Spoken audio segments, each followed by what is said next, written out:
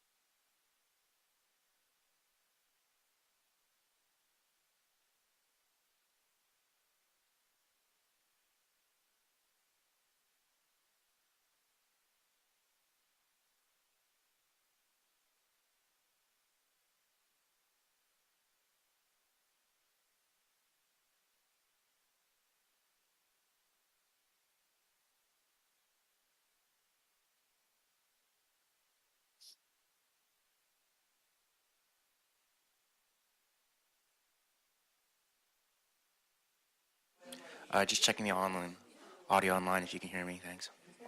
Yes, I can. Thank you. Can you hear me? Yep, I can hear you fine. Thanks. Good, thanks. I'm going to mute myself and stop. I'll leave my video on.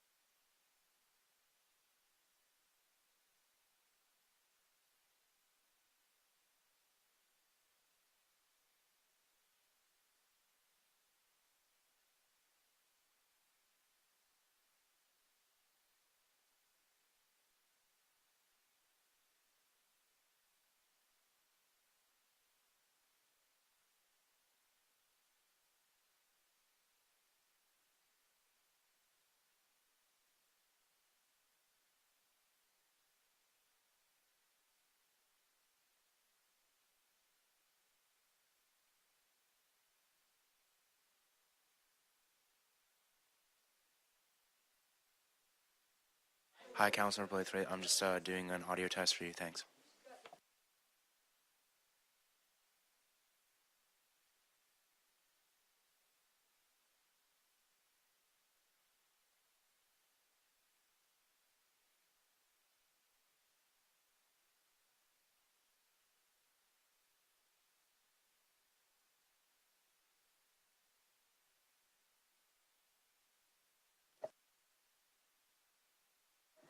Good evening, Councilor Braithwaite. Could we please test your audio?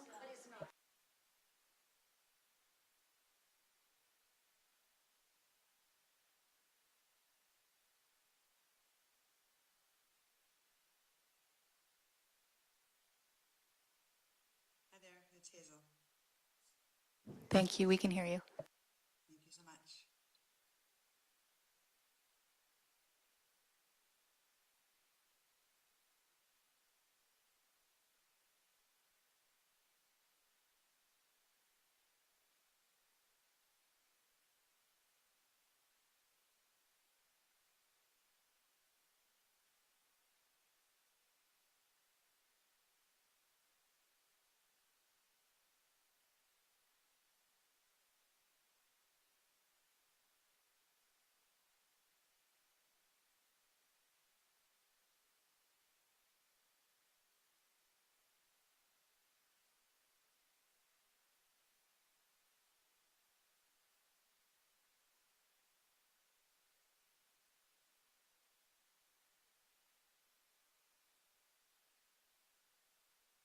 Recording in progress.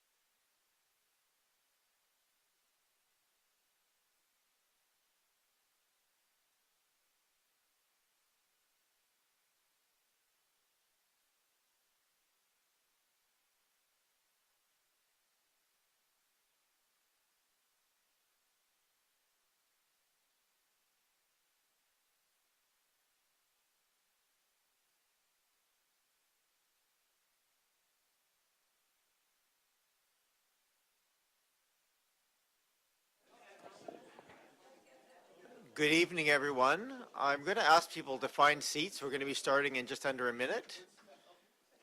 And I just want to make sure everybody's settled in and ready to go when our time comes.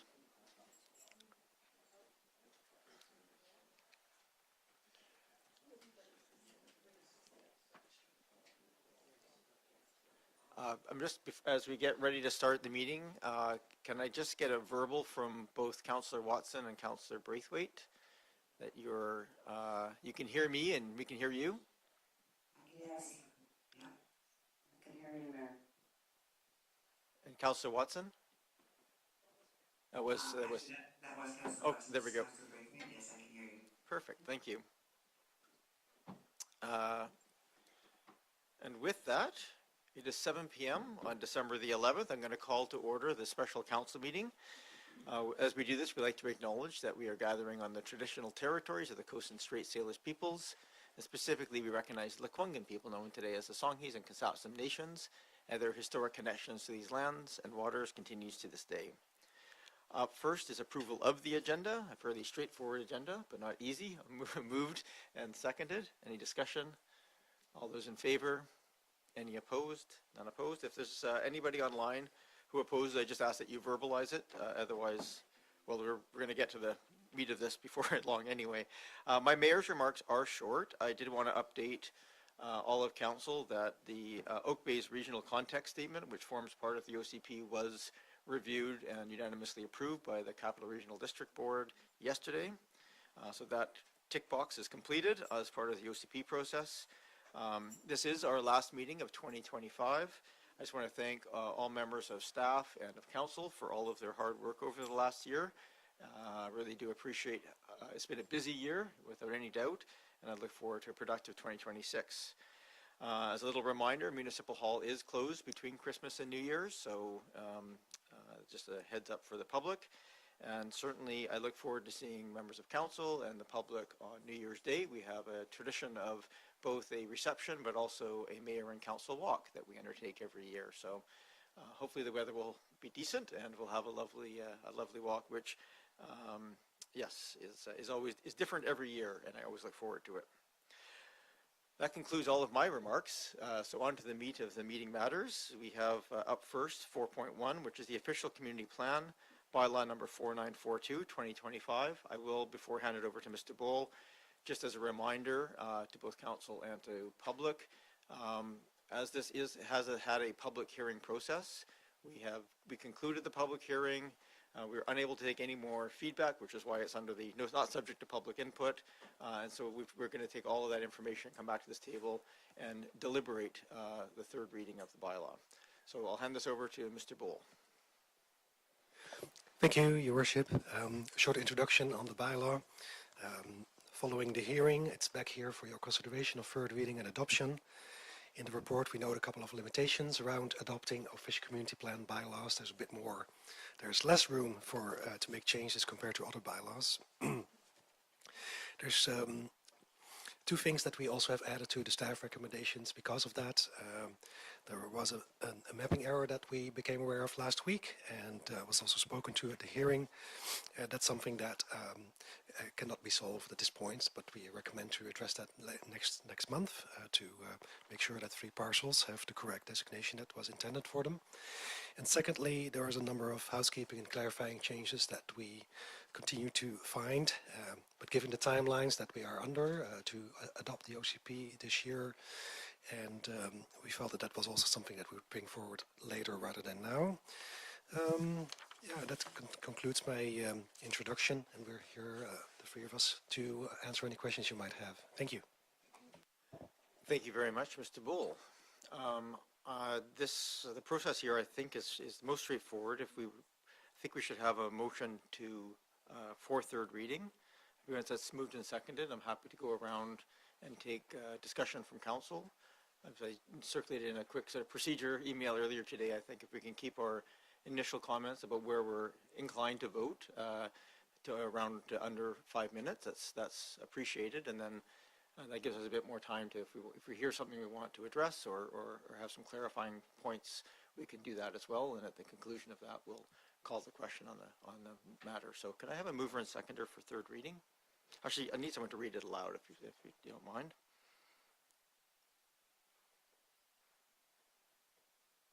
Go ahead. Okay, I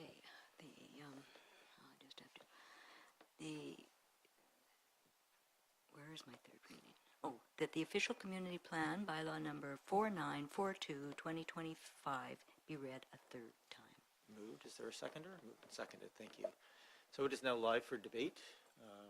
Who would like to start? Go ahead, Councilor Green. May I just ask a clarifying question? Absolutely. Through you, Mayor, to Mr. Bull. Mr. Bull, we heard some comments at the public hearing, some viewpoints, and some people made some important points about certain issues with this draft, not major issues, but issues involving land use, obviously. Are there opportunities later on down the road to, where necessary, amend certain aspects of the official community plan?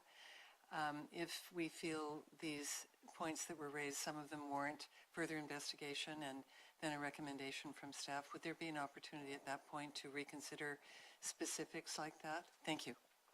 Mr. Bull. Yeah, through you, Mayor, definitely either tonight there could be some direction about what needs to be further reviewed perhaps, or in the future changes could be considered. If the bylaw is adopted tonight, then future changes would require an OCP amendment, but that could be done at any moment, really, either on behalf of council or by applicants coming forward with amendments, applications. Thank you. Thank you. I appreciate that. Thank you. And I might just help with that procedurally tonight. If there's something specific you would like information to come back on, you can move, and the request would basically for staff to come back with information on that, and that could come back at a future time. I think being too specific at this point, given the timelines, is difficult, but if it's helpful, I think if council wishes to see something at least considered in future, that's the appropriate piece. I'm going to say that's after we would have concluded consideration of third reading, and if that passes an adoption, there's a suggested motion there, as Mr. Bull noted, and we can take other motions arising to the similar effect at that point. Councillor Patterson. Yes, thank you, Mayor. I also have a clarifying question for staff, and through you to our staff, whoever can answer it. We did hear certainly about using the term supportive housing, and the phrasing around some of those issues the provincial definitions have changed over time. Certainly I was looking at them all today and I realized that some of mine were a bit obsolete. And so I am wondering if staff can bring some clarity to I think it's on page 62 and 74, we use the term supportive housing.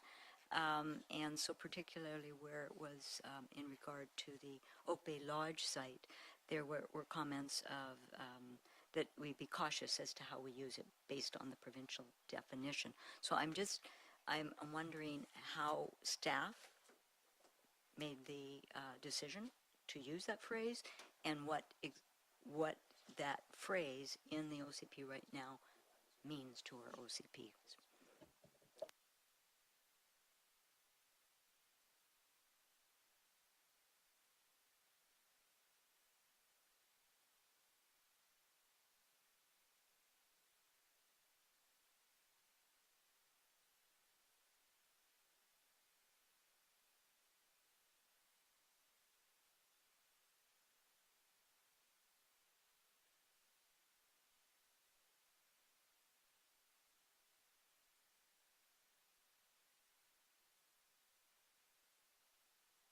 Thank you. I'll start off, and then My Mr. apologies, Green might didn't have the have mic on. additional details. Yeah, with regards to the supportive housing terminology, the official community plan doesn't define it, and so where the OCP designations, the land use designation for future rezonings talk about it, it's a general phrase that would be specified whenever somebody has a proposal. Now, in terms of current zoning, and the zoning bylaw does have a definition, and Mr. Green can fill us in on that. Welcome to the meeting, Mr. Green. Good evening, Your Worship, members of Council. So yeah, the zoning bylaw does define supportive housing. supportive housing means a form of housing in private dwelling units with lockable doors, which provides to residents at least one meal per day served on site in a communal dining room, along with on-site housekeeping, laundry and social recreational services. And that was a bylaw amendment from 2003. So go ahead, Councillor Patterson. Yes, thank you, Mayor. So thank you so much, staff, for clarifying that, because I think the comments certainly of the public were that with respect to the Oak Bay Lodge site, that it be used particularly for senior supportive housing and complex care, and long-term care. So those are defined differently now within the province. So just for clarification then, would those things be brought forward at the time that something would be contemplated on the lands, or do they have to be defined within our OCP? Mr. Bull. Yeah, thank you. Through you, Your Worship. It doesn't need to be defined in the OCP. It could, but usually official community plans take a more general approach, so there's flexibility in the future. For specific sites, it would depend on what the current zoning is. I think the site that you're referring to has institutional zoning already, so there's some basic provisions there, but also some sites have other constraints, like covenants attached to them, so that it's very hard to give a general answer, because it really will depend on the site and what the proposal is. Thank you. Thank you. And just as a courtesy for those at home, if you hear me referring to Mr. Bull and Mr. Green, Mr. Bull is our Director of Community Building and Planning, and Mr. Green is our Deputy Director of Community Building and Planning. Okay, any other questions or clarifying questions of staff? Looking online as well. I don't see any. So we have a motion on the floor, which is for third reading of the OCP bylaw. I'm happy to hear people to speak in favor, against, or in between. Go ahead, Councillor Green, if you wish to speak. Thank you very much. And I will speak in favor of the motion. And I did prepare a few comments based particularly after the public hearing. I'm extremely grateful to the community for their recent attendance at meetings and open houses, their participation in a community survey, their emails and letters expressing important concerns, ideas and viewpoints, and many opportunities when I was invited to engage with groups and individuals at the community level, culminating in this week's public hearing when hundreds of people attended. I also want to recognize the monumental amount of work undertaken by our staff. Throughout the process, and particularly during these past weeks of public engagement, I believe that we had a singular responsibility to listen, to be fair and equitable as to where density would occur, to take the public feedback at face value and ensure our own honest, objective assessment of the results, to ensure that the voices of those most directly impacted were empowered, and to accept and validate the legitimacy of the democratic process. And that is extremely important to me. I will tell you that using the 2014 official community plan as a template, this was never a blank slate process. I know that because I was part of the first revision of Oak Bay's official community plan from 2012 to 2014 as a new councillor. So I will tell you this was never a blank slate process. I believe that this draft plan achieves everything we hope to see in Oak Bay's future. It meets housing targets, it provides significantly more capacity, it creates new diverse housing options to address changing demographics and family types, and creates an innovative opportunity for a partnership with the University of Victoria to build a new, inclusive, mixed-use housing community that will address housing needs beyond those for just post-secondary students. Housing targets and units alone do not define the importance of creating a home, an inclusive community, a sense of belonging, and an opportunity for placemaking. I have had the privilege of meeting or talking with dozens of residents over the past months, and it has been a key learning experience for me. The community has been clear and told us that they do support density,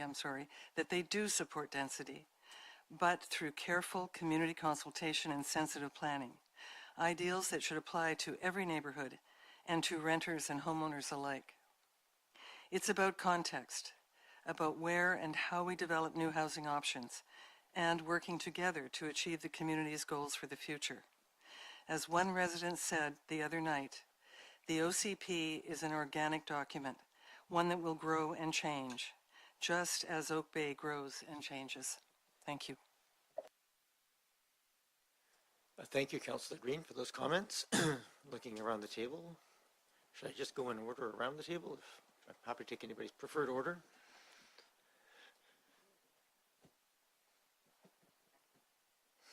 Go ahead, Councillor Patterson.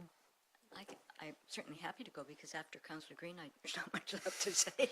So thank you for articulating that. Yeah, I'm really grateful for all of the input, the chances I've had to have collaborative dialogue with those in the community, to all the folks that have come out to the public engagement sessions and completed surveys.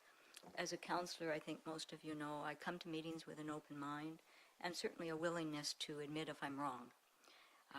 I've suffered the embarrassment on occasion of asking for reconsiderations when the public has come forward with information that broadened my knowledge and gave me reason to pause and say I was wrong and I will change my vote. And that's the way I think that we all come to the council table. And it is called collaborative dialogue, working together to enhance knowledge and not just exchanging information. I do support this version of the OCP that we are putting forward. I support it because it's a moderate way to implement housing density in Oak Bay, and because that allows us to better adapt growth to local land use, planning, infrastructure planning, and district finances. As a fully built-out community, implementing densification will have consequences for existing residents. Feedback from the community confirms Oak Bay residents support greater diversity of infill housing. We also support protection for the rare and endangered Garry Oak ecosystem and heritage protection for Oak Bay's natural and built environment. So they support a reasoned approach to implementing change in the community they love. I heard that repeatedly throughout sessions and I think I have had almost 300 pieces of correspondence over the months. I've just never had as much correspondence as I have on this. So I do appreciate, because all of the information that has been put forward, because it does help gain confidence in that we have arrived at the right model. And so I am happy to support the OCP as presented. Thank you. Thank you very much, Councillor Patterson. Did I see your hand flutter? There we go. Go ahead, Councillor Smart. Thank you for this opportunity. I wanted to first thank the community for your engagement and for your vulnerability that you showed in sharing deeply personal stories about the support you need, whether in your existing homes or in new housing options. I truly appreciated the many coffee conversations, neighborhood walks, phone calls, and email exchanges. The volume of email was extraordinary. And while I wasn't able to respond to every email, please know that I did read every message and carried your stories and your real life experiences with me into the decision making at this table. We began this process of reviewing our official community plan this year because the province required it, but the deeper truth is that we should have embarked on the work regardless. It's been more than a decade since our OCP was drafted, and in that time our community has changed and grown, and our responsibility to plan thoughtfully has only increased. As an even more difficult truth is that previous councils did not complete the essential task of aligning our zoning with the goals and vision set out in the 2014 OCP, and so that lack of follow-through has had real consequences. We hear regularly from our residents who have been pushed out of Oak Bay or who are struggling to stay here because they cannot find the housing that is affordable or appropriate to their needs. We're facing a genuine housing crisis, and it is having real, lasting, and deep human impacts on the people that call this community home. The goal of this OCP update was clear: to provide more housing and to provide diverse housing options so that Oak Bay can remain a vibrant, inclusive, and sustainable community.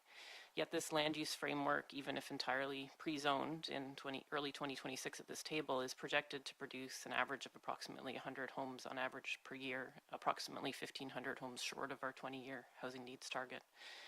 I share the excitement that many of you feel about the potential for housing at UVic, and I will support that opportunity wholeheartedly as it progresses. But relying on a project that is not yet funded, does not yet have a master plan, lacks critical infrastructure, and has not yet engaged the community is not a responsible or timely strategy for meeting our current housing needs. Oak Bay does not have a strong track record of advancing larger projects quickly. We know that less significant housing proposals have taken 6, even 10 years to just reach approval, never mind construction. The mayor has often said that we cannot control how much development comes to Oak Bay, that we can only respond to the applications that arrive before us, and I fundamentally disagree. This is precisely the purpose of planning. If we articulate a clear vision in our OCP and then ensure that our zoning reflects that vision, and if the land economics demonstrate that projects are viable, developers will bring forward more proposals, and they will build the housing we need. Unfortunately, this OCP effectively sends the opposite message. We are not ready, so please go elsewhere. The land economics are clear. Many of the areas designated for new growth in this plan are not financially feasible with the related height allowances. Meanwhile, the largest area proposed for multifamily housing is burdened by some of our weakest infrastructure. This is not a recipe for success. This is why we engaged professional planners. We had the opportunity to work collaboratively to revise the plan at this table and to shape a vision grounded in community feedback that aligned with what we learned from our own economic analysis. Unless, of course, the true goal here is to limit change, to prioritize the comfort of those who already are secure in their housing, and if that is the goal, then this plan does achieve that. One of my greatest concerns is the decision to place townhouses in areas that long-term represent our best opportunities for multifamily housing. Cited in some places where townhouses are marginally feasible, their construction in these locations will permanently remove the possibility of higher density housing in areas that could serve more people and greater needs. Another significant concern in this plan is that this plan relies too heavily on infill housing to meet our community's future needs. We have heard clearly that many residents are uneasy with the pace and the scale of infill in established neighborhoods. By not creating an economically viable framework for housing around our urban village centers and transit corridors, as our community asked us to do, the plan unintentionally pushes what limited development does occur into potential spot rezoning applications within those same established neighborhoods, an outcome that a more strategic, forward-looking plan could have largely avoided. If we do not envision what we want in our community, if we do not envision what we want our community to become, we will end up with whatever private developers choose, regardless of whether it meets the needs of Oak Bay. What we need is leadership to imagine a future that supports both the residents who live here today and those who hope to join us tomorrow. And that is the spirit in which I speak today and the standard that I believe we must strive for as a council and as a community. So I will not be supporting the OCP in its current form. Thank you, Councillor Smart. Why don't I go to you, Councillor Appleton, and then I'll go to those online. Thank you, Worship. Speaking against the proposed OCP, and as I have done so since this revised OCP, which I do not believe represents what the community has provided input to, I have objected to it from the very beginning on the basis of process. And this process that has brought us to this third reading of this bylaw is deeply, deeply disappointing. I want to reiterate that the OCP that is before council tonight is not the OCP that was presented to the public. It was not the version of the OCP that the public provided input to. It is a last-minute change that was very specifically referred to as a blank slate. There is a massive amount of effort and cost expended to get to this version of the OCP that was discarded at the last minute. We, as councillors, could have drawn our own maps at this stage of the game. But that would have led to exactly the process that we find ourselves in, which is that the OCP is now prone to errors. It has issues regarding land use. It does not provide a rationale. It entrains Oak Bay Lodge into a conversation that was never there before. We have properties being downzoned. We have many questions being asked from the community and folks getting up at a public hearing and talking about the legal aspects of this OCP. And that last minute change is what has brought that about. So again, my disappointment in the process to arrive at this point. The process that has been followed has allowed the conversation to turn towards one of challenge, of evidence-based decision-making, challenge to experts and consultants and staff that have provided their input to the OCP map, that it should be so easily discarded. It also encourages, what is before us, also encourages precisely the type of development that the community has indicated that they want to see the least, which is multiplexes. Entrained in this conversation was a tone that this type of amendment to the OCP could prevent or otherwise attenuate multiplexes. It will not. It will actually encourage those types of developments by failing to designate areas for appropriate density. I want to talk about the folks that are left out of this conversation and why this OCP doesn't represent them. And I've heard comments in various contexts that those people, should they have wished to contribute to the process, would be at the process. And what I would like to point out is that those folks who contributed, the thousands of people who contributed to the OCP input process, entrusted council to take that information forward and do their jobs. We're entrusted to meaningfully review what was provided to us and not our own ideas of what we individually think works. So this OCP amendment, in my view, represents a fundamental failure of leadership, and it is deeply damaging to the credibility of council. This OCP avoids making the hard decisions, and it is fundamentally regressive in terms of meeting the housing goals that we need to achieve.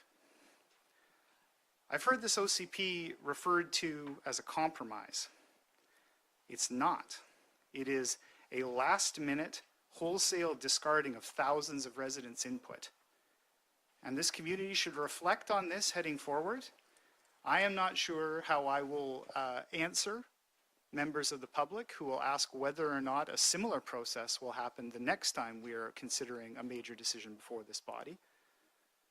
And councillors who support this plan should reflect on the impact of the decision on the public's perception of this body of council. So again, I reiterate my absolute opposition to the OCP presented. This has been a fundamentally flawed process.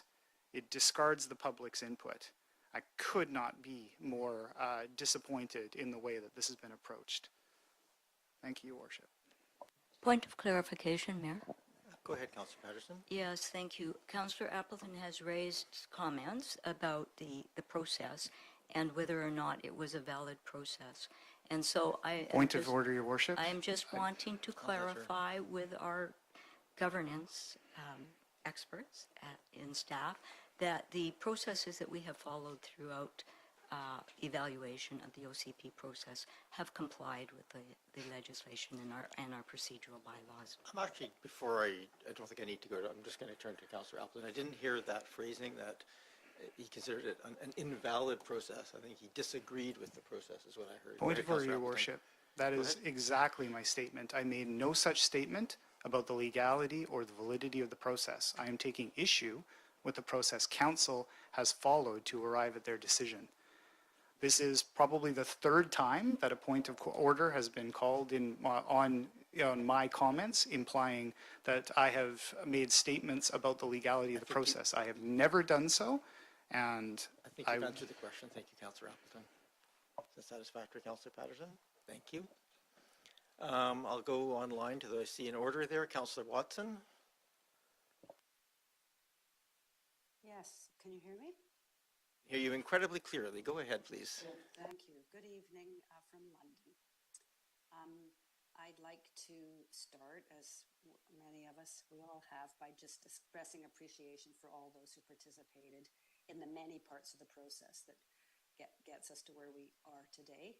That's surveys, open houses, letters, phone calls, presentations at the public hearing.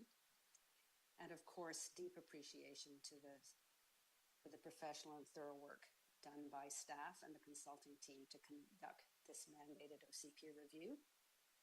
It has been an exhausting process. I'd first like to reflect just a little bit on the public hearing on Monday evening, at which we heard quite a diversity of views about the plan that's in front of us tonight for third reading and adoption.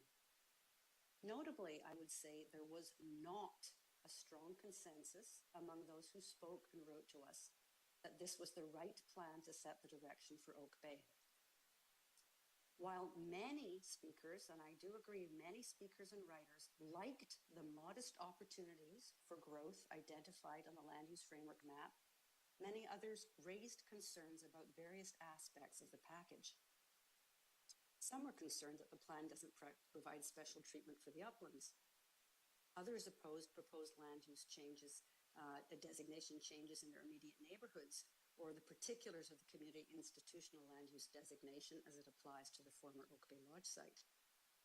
Some spoke of the need for greater growth to build our tax base so that we can continue to provide the community amenities and services that residents need.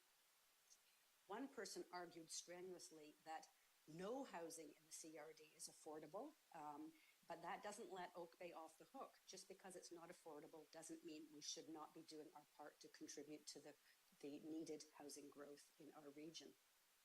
Younger speakers commented that this plan provided no future for them here in Oak Bay and that they did not feel welcome. Others were extremely disappointed that the plan was unimaginative and had no vision that included a future for the young, the old, the owner, and the renter. Some spoke with concerns about the process that got us to this point and referred to it by at least 2 residents as appalling. This process effectively discarded the staff and consultants' careful analysis presented in the report to Council on November 3rd,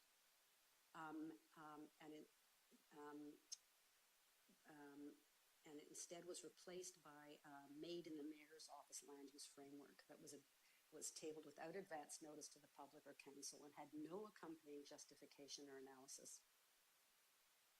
Others liked aspects of the plan but criticized it for doing nothing for the housing challenged. The new townhouse designation was discredited by one speaker who believes we should not be relying on this particular form of housing as it's more expensive than some others. Anyway, all this is to say that listening to that input, there was clearly not, in my mind, unanimity that this is the right plan for Oak Bay. The staff package that was presented on November 3rd showed some marked changes from the draft of the plan that was tabled on September 15th and then it was sent for public engagement in October. However, we, council and the community, were never given a chance to discuss the November 3rd iteration and come to any kind of modified or compromise approach. I should say that many aspects of this package before us are commendable, including the more comprehensive set of land use designations and the use of development permit areas and design guidelines to support sustainable, animated, and beautiful streetscapes with due regard for the natural environment. However, the primary reason that local governments in BC were tasked with updating their OCPs, in our case, one that has not been reviewed since 2014, was to address mandated housing targets and the need for more diversity of housing. At the outset, our community told us that they acknowledged the need for growth and that they wanted it concentrated in existing built-up areas along main arteries and transportation corridors. The least preferred model was distributed growth throughout existing neighborhoods. This community preference was also consistent with sustainable planning principles and would, for example, lead to reduced GHGs with fewer vehicle trips from homes closer to stores and services. Unfortunately, in my view, what we have in front of us today is an OCP with sound policies and thoughtful land use designations, but a map that does not support the requested locations for housing growth and is unlikely to meet our housing targets. While the capital region has grown by over 67,000 people between 2006 and 2021, that was our last official census, Oak Bay's population has been stagnant for decades. This is not because people don't want to live in Oak Bay, but because there has been almost no new housing to accommodate them. I think the most telling comparison to make in assessing our future direction is actually the comparison between our 2014 OCP land use framework map and the proposed, as I call it, the Mayor's Office land use map. The two are virtually identical. So I've pored over both of them to try and look for the comparisons and see the change. And by my calculation, in the proposal that is now going forward in the package tonight, all we have done over 2014 is identify 40 additional lots for multi-unit residential housing and 123 lots for townhouse residential. And I just note when you're talking about 45 lots for multi-unit residential, those certainly in that kind of development, there would more than likely be some consolidation. So it's not like we're talking about 45 multi-unit residential buildings. We're talking about a number of buildings that might be able to be built on that land over 20 years. I did try and make some motions on November 10th to add a few more lots back onto the map, but that didn't get anywhere. And so the opportunity to develop more active village and neighborhood villages using multifamily at the centers with shoulders of decreased density into our neighborhoods has now been abandoned by Oak Bay. As two of the councillors have already said, many residents have spoken to us about their fear of what will happen. I'm saying the word fear of what will happen in their neighborhoods with the current SMU or small scale multi-unit housing zoning, which allows up to 4 units per lot. Yes, this plan will actually rely on this housing form to drive growth.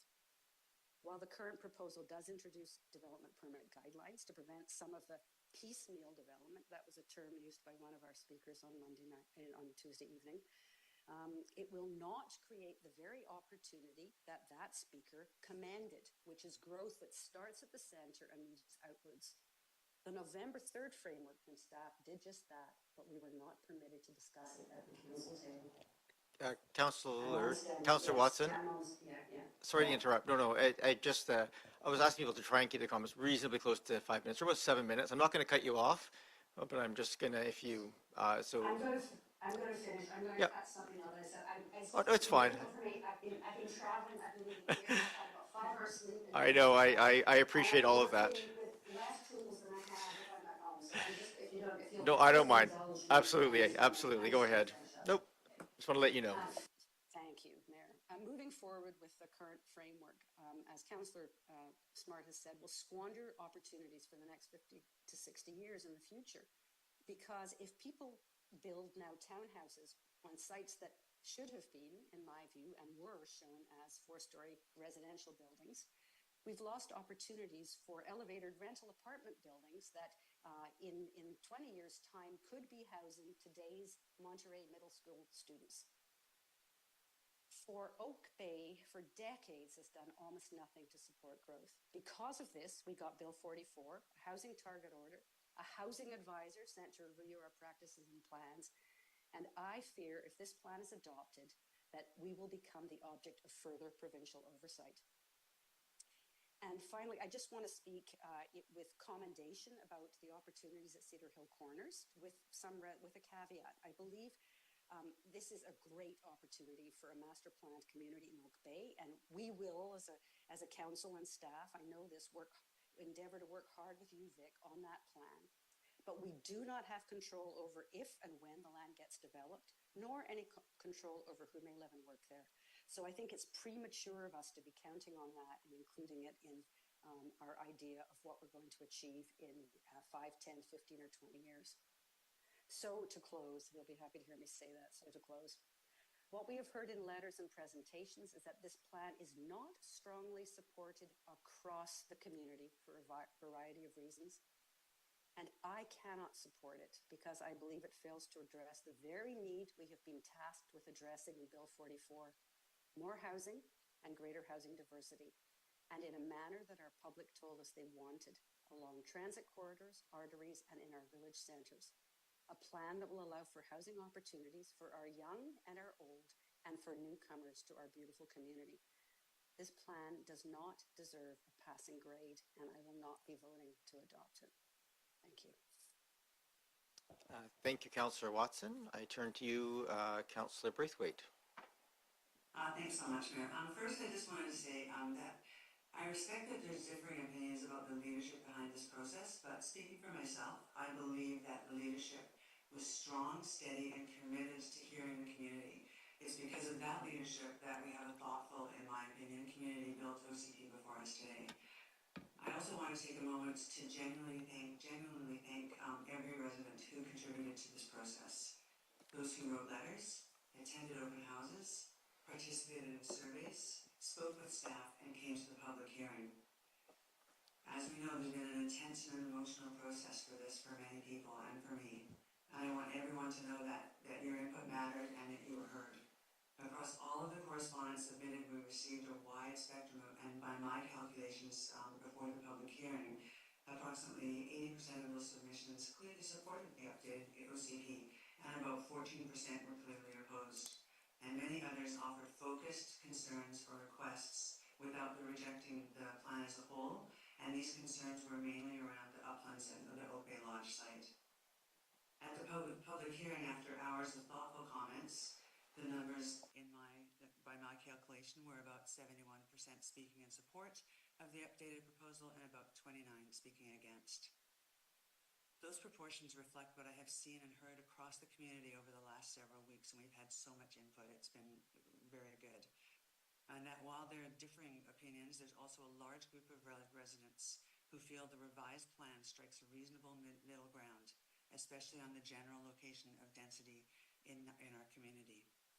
I do want to address directly the concern that's been raised by some community members about whether the process was flawed or whether malfeasance occurred. To be very clear, there was no malfeasance, and the process followed was procedurally correct.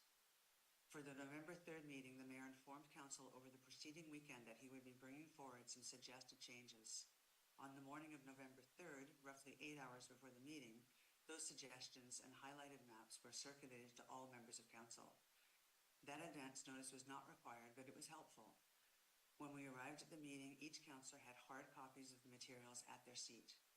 By contrast, for the November 10th meeting, no advance written or visual material accompanied the motions brought forward by other members of Council. And that did make it more challenging to evaluate the proposals on the spot. However, and this is really important, those motions were still fully permissible under the rules of procedure, just as the motions presented on November 3rd were.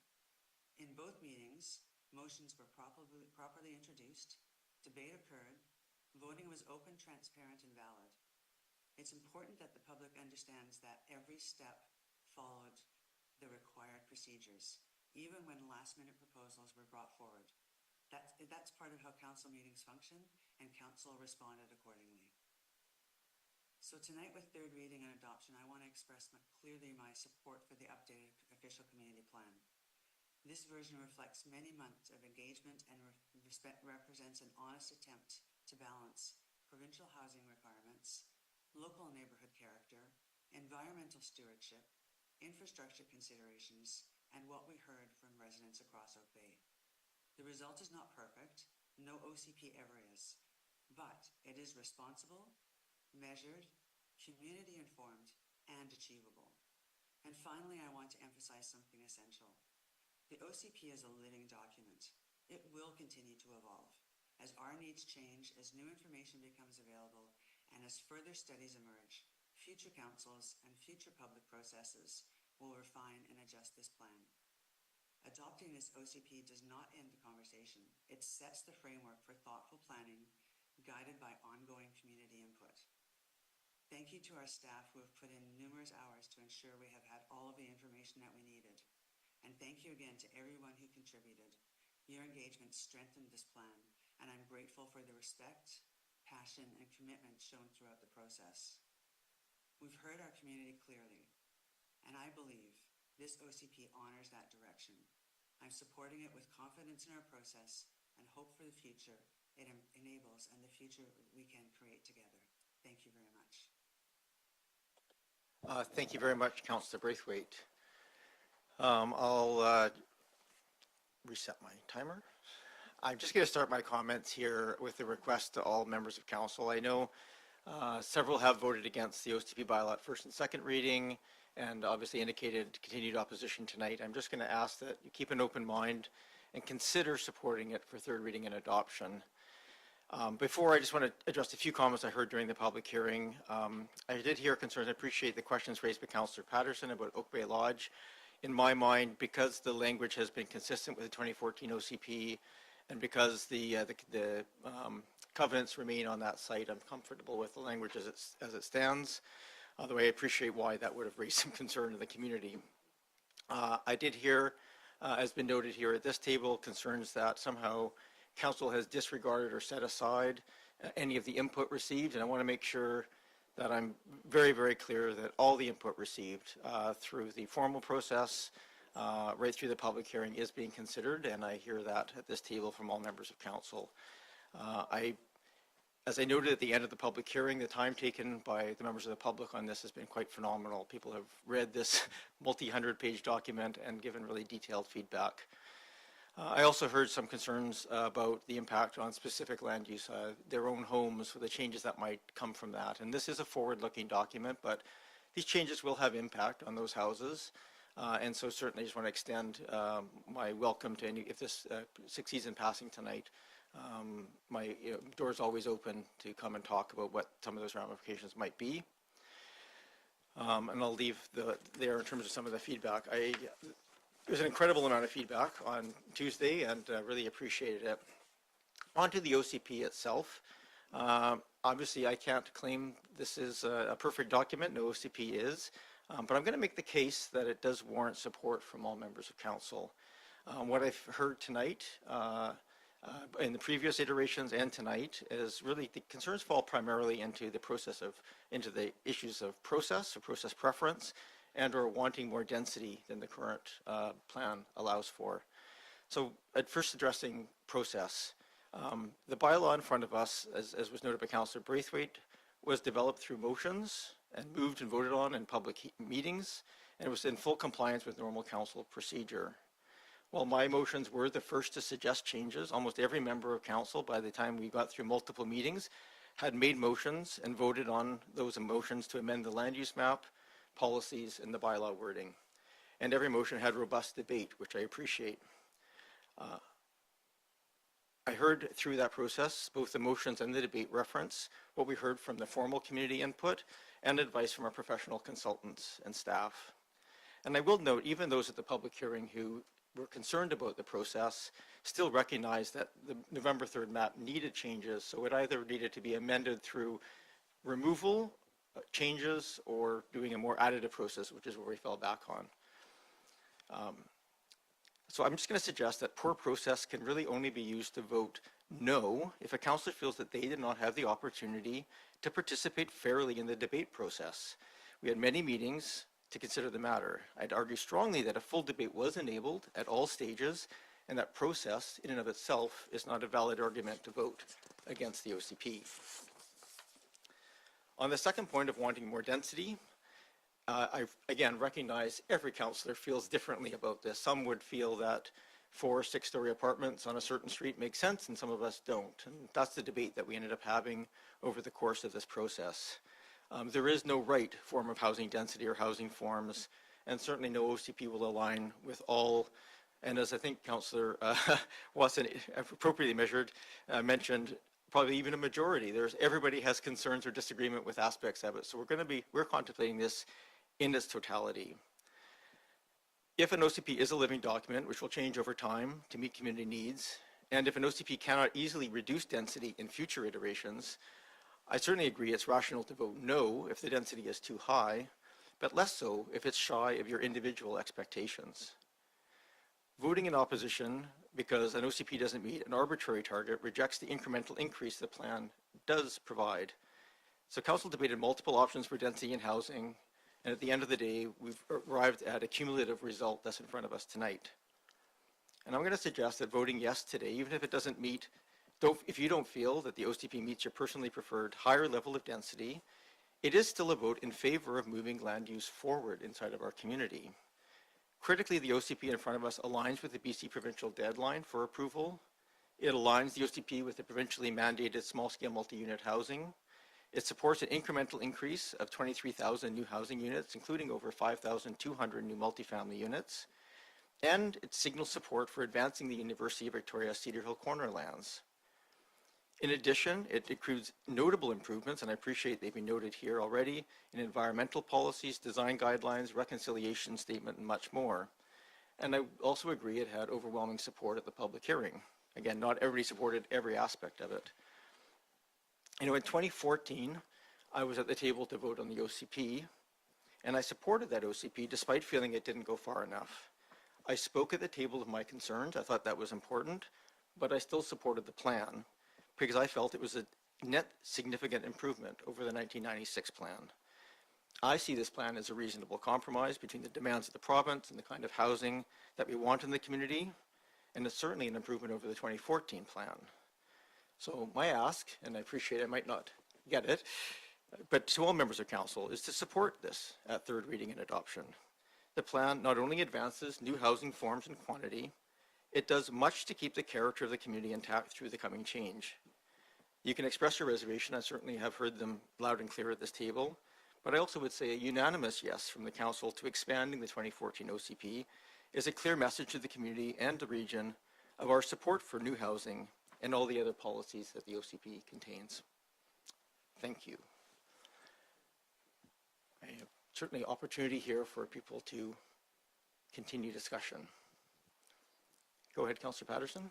Yes, thank you, Mayor, and thank you for those remarks.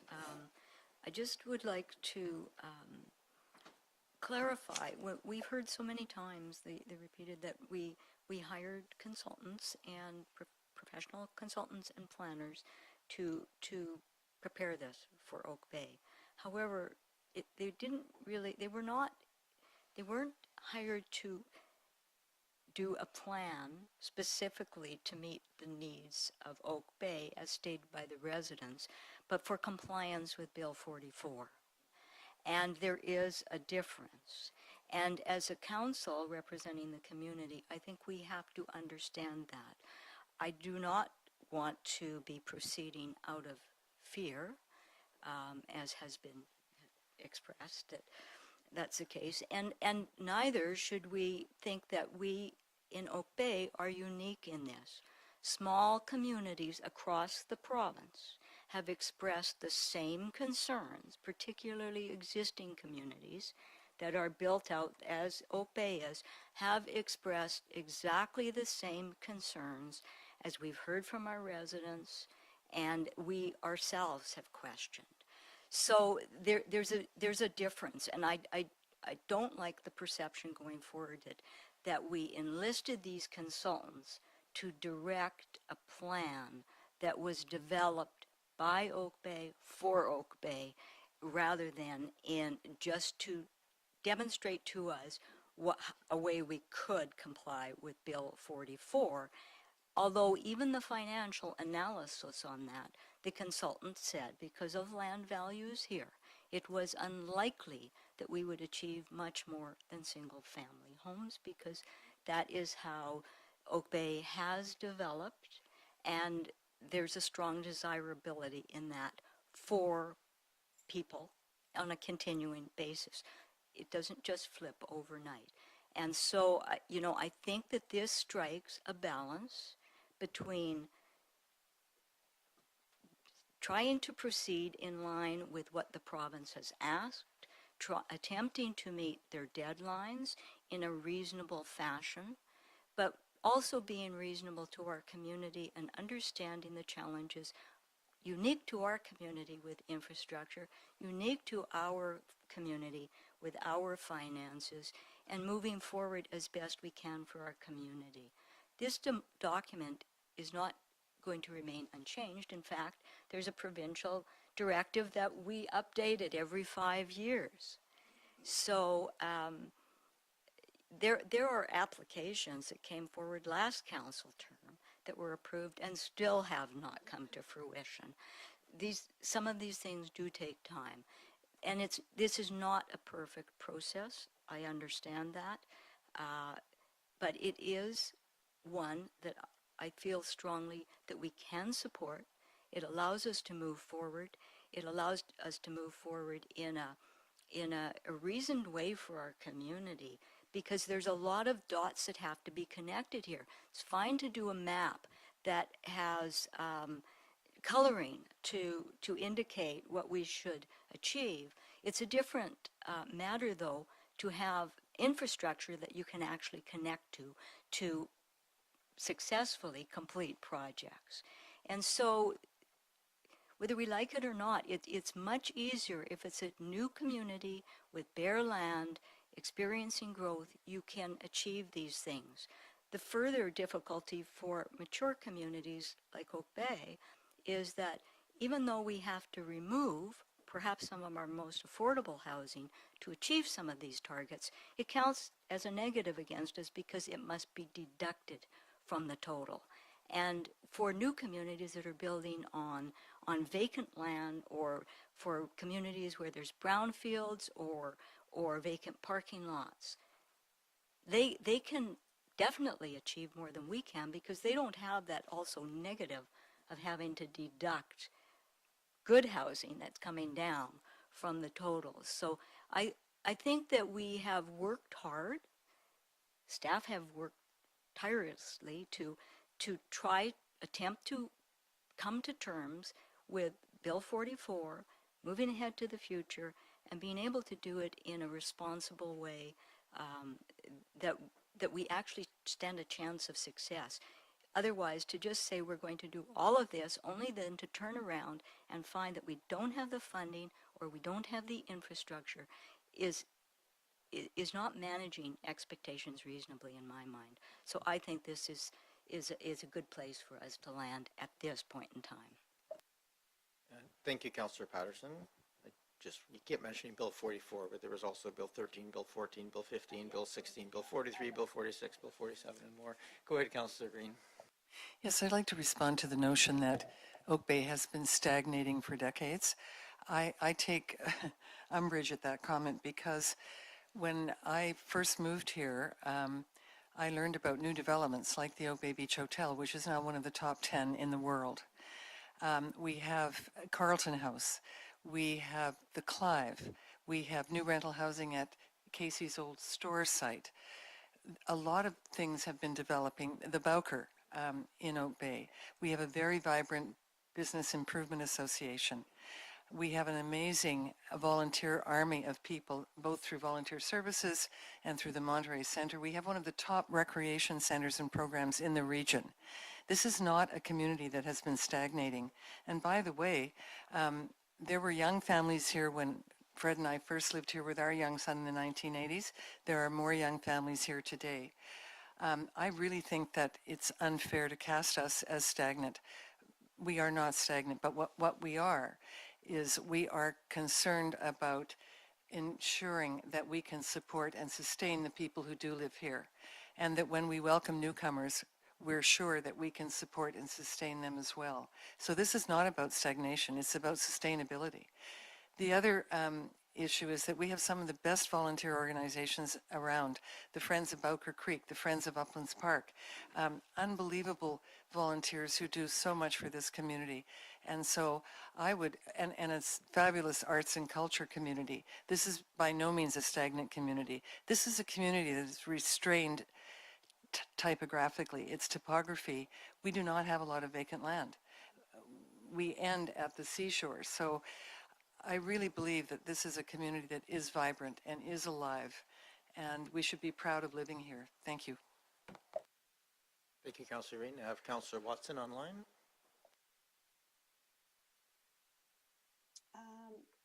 Yeah, thank you. Just a couple of comments in response to the discussion that's going on right now around the plan.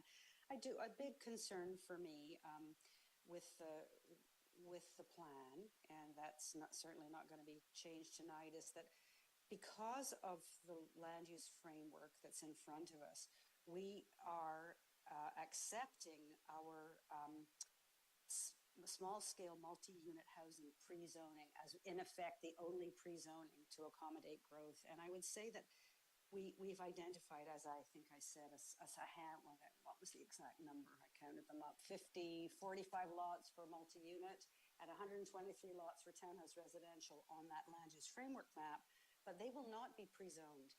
And our history as a council, of multiple councils, is that zoning applications that come forward get nowhere quickly at all. And it could, so that we haven't really signaled to anybody that we want townhouses or more multi-unit housing unless we actually do some pre-zoning, and that's not happening. So I don't think this is a progressive plan in that regard, because we are just relying on multiplexes within our residential neighborhoods. And I just want to address Councillor Green's concern that I wasn't saying that Oak Bay is stagnant. I meant to say that our population growth, if I didn't say that, has been stagnant. In fact, we had population decline over the last 4 decades, and then came back to where we were. So we've consistently been at about 18,000 people. So we haven't been growing a population in a region that's been growing. And that just doesn't make sense to me, whether or not we have any greenfield land or not. There are opportunities. There have been opportunities. In the last 15 years, maybe, we've had only 3 developments, the Clive, the Bowker, and the small rental development at St. Patrick and Central. And unfortunately, a very good proposal, the Quest on Oak Bay Avenue, took so long to get approval that it actually is not going to go forward because the market, by the time it got its approval, the market was not there to support it. So we're really not doing very much, although there have been opportunities. And I think that's why I just, I understand, Mayor, what you're saying about wouldn't it be nice if we all got behind this, but I just don't think there's any vision here at all for a more inclusive and welcoming Oak Bay, and that really disheartens me. It makes me very sad. So anyway, that's I'll stop there. Thank you. Thank you very much, Councillor Watson. Any other comments before go ahead, Councillor Smart, and then Appleton? Yeah, thank you. And Mary, I do really appreciate your comments, and I do agree there are many really great aspects to this OCP that I am quite excited about, particularly the design guidelines and how thoughtfully we've looked at how we want our streetscapes and our neighborhood fit. Very excited about the potential of UVic and what that could mean for our community, and it's something that I am so excited that we have a large majority of the community that is behind that, and so I'm really looking forward to those conversations. While I was frustrated with the process, it is not why I am voting against today. I'm voting against the OCP because I don't feel that I don't feel like it has vision. I don't feel like it gives hope. I don't feel like it gives the next generation any sense that they belong here. I wanted not more density, I wanted strategic density, and I wanted us to take into consideration the land economic analysis that was so carefully done, and compare that to the ability for us to deliver multifamily residential housing in a sensitive way in our community, and I wanted to have that discussion. So I'm not voting against the OCP because of process. I'm voting against it because I believe it needed to be more visionary and to communicate direction to those that are going to build our housing, to those that want to live in Oak Bay, that there's a future here that is more inclusive. Thank you, Councillor Smart. Councillor Appleton. Thank you, Your Worship. I'm just going to respond to, and frankly, I'm stunned actually at some of your comments with respect to how councillors should approach their vote and their consideration to this matter. Your quote was, process in and of itself is not a rationale to vote against the OCP. I could not disagree with you more. There was a process followed for this OCP.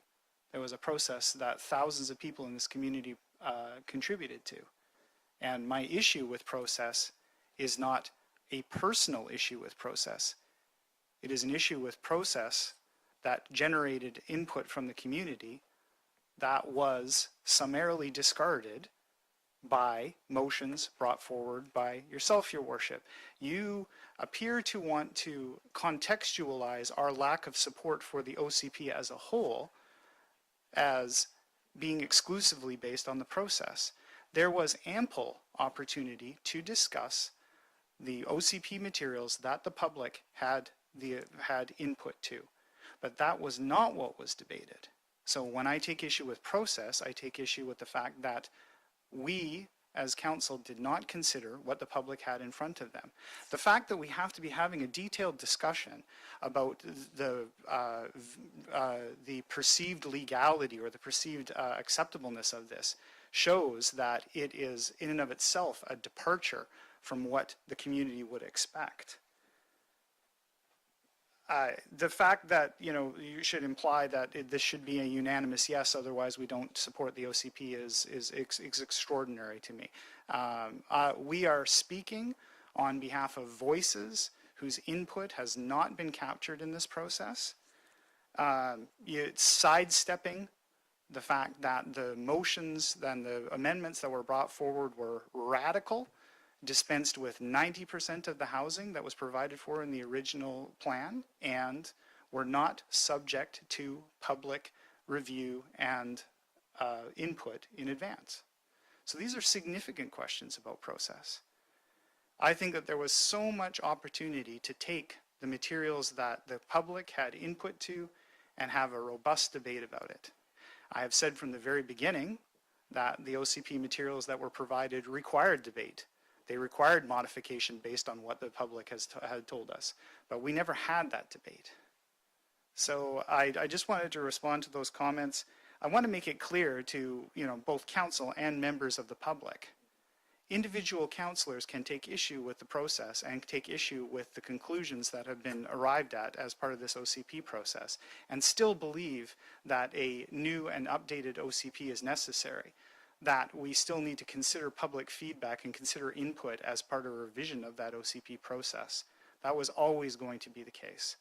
But just to the statement to say that process in and of itself is not a rationale to vote against the OCP, the process was what we asked the public to participate in. And so that, I absolutely disagree with that. Thank you, Your Worship. Thank you, Councillor Appleton. I guess I feel I kind of have to respond a little bit to that. I'll go to Councillor Braithwaite and then I'll make my comments. Go ahead, Councillor Braithwaite. Thanks. I understand that point, but I don't really see the mayor's comments as pressure, just as an aspiration for council to come together on a major document. At the end of the day, every councillor has complete independence in their vote, and I'm voting based on the strength of the plan itself, and I hope that others do too. Again, I believe that this OCP has vision because it doesn't just respond to today's issues, it prepares us for tomorrow's opportunities, and it reflects the kind of community our residents want to build for the next generation. So again, I will be supporting. Thank you. Point of order, Your Worship. What is your point of order, Councillor Appleton? The clarification, I did not use the word that you or any other person was pressuring my vote. Okay, thank you. I'm going to just ask that you lower your hand there, Councillor Braithwaite, so I have a clear slate. Yeah, I don't have a lot more to add. I do appreciate you listening to my entreaty to consider voting for this, despite not seeing it as meeting your expectations for the level of density. I do think, though, that the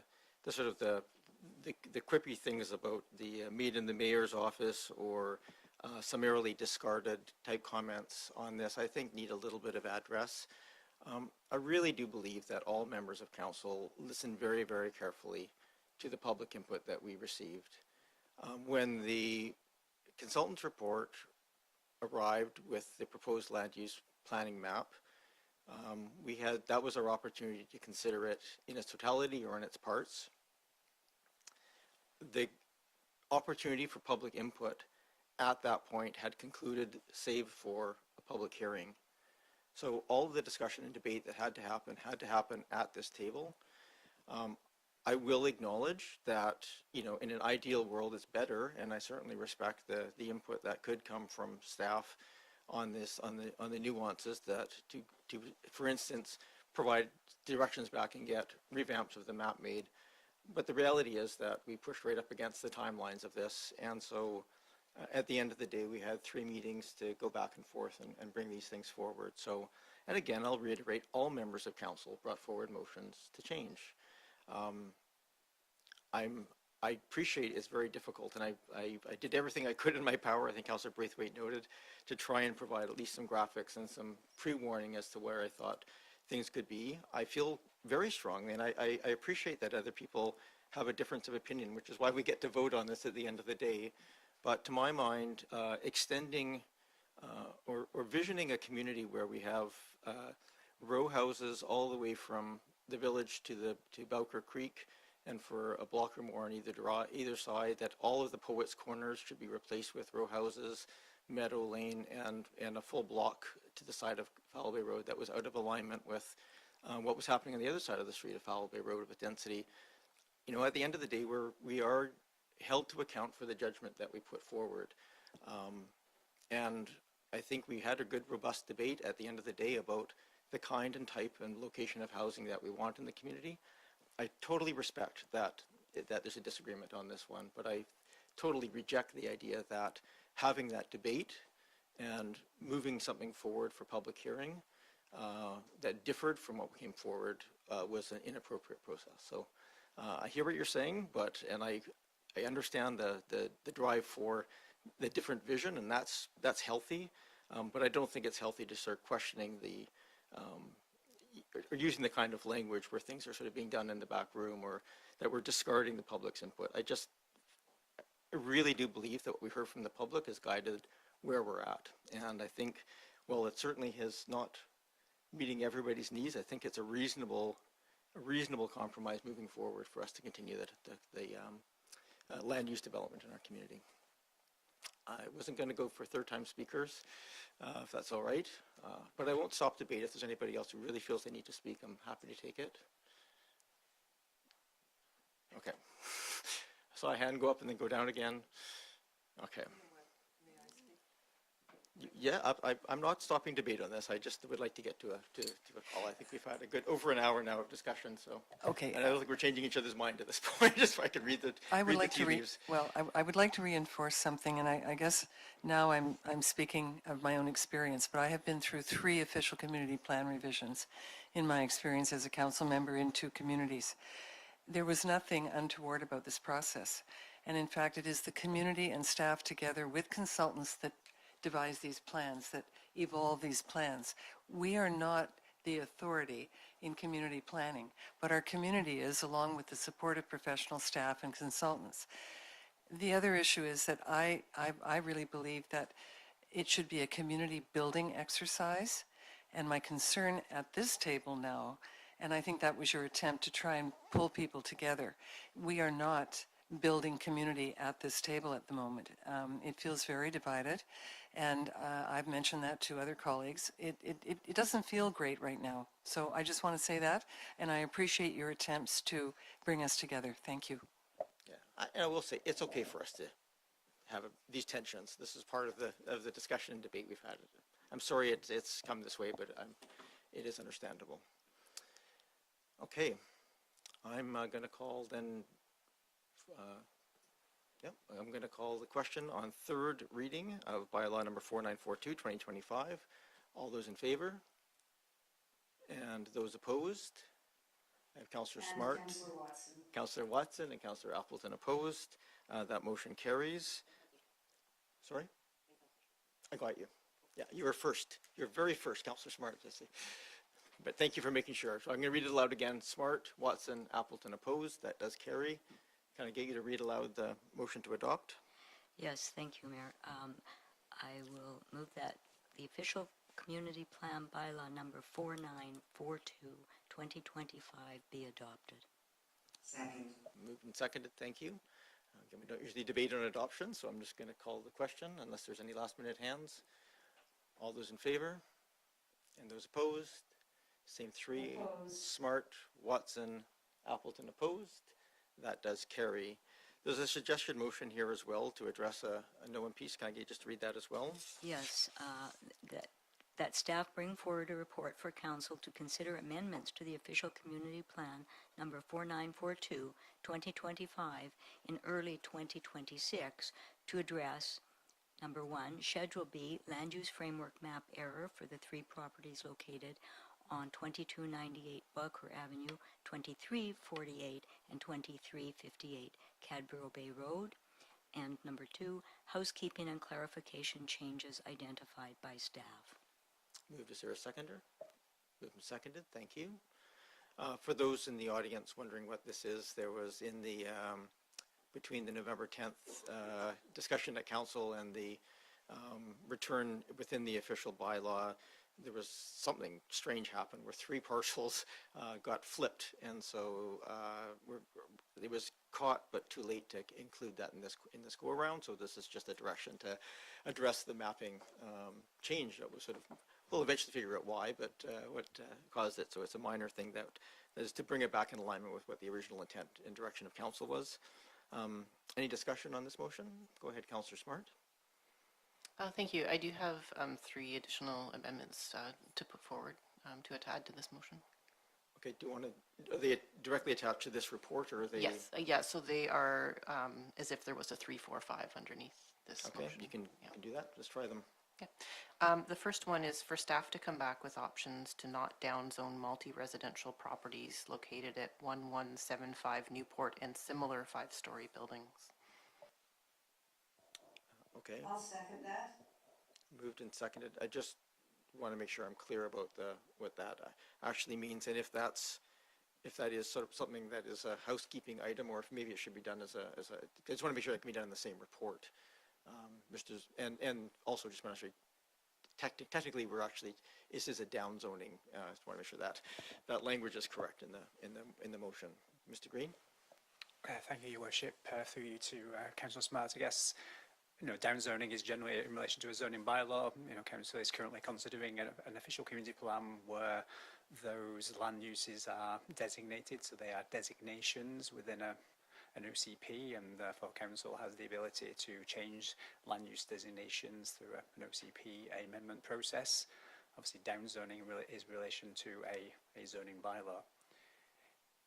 It's also worth pointing out, I guess, in relation to that specific property at 1175 Newport Avenue, that is already legal non-conforming with respect to zoning. It is currently a commercial 2 property, even though it has a 5-story multi-unit residential apartment building located on that site. So there are a number of legal non-conforming buildings within that locality in relation to the zoning bylaw. Obviously, the land use designation will change if council, as council has just adopted its OCP, and therefore, if council wishes to have options in relation to changing the designation of those properties, then obviously that could be, if that motion passes by council, then council staff would report back on what the options are to change or amend that designation on those properties. For my clarification, is that an OCP change, or is that really a zoning change, that the zoning can be changed to reflect the actual building size?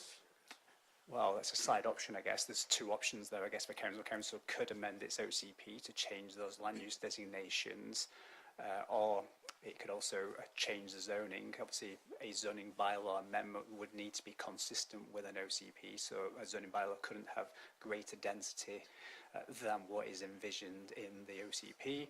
And so, just to point that out to council, that if the zoning did change, we couldn't increase the density of the zoning bylaw beyond what is included within that multi-unit residential designation within the OCP. Okay. Okay. Ms. Hunt? Thank you very much, Your Worship.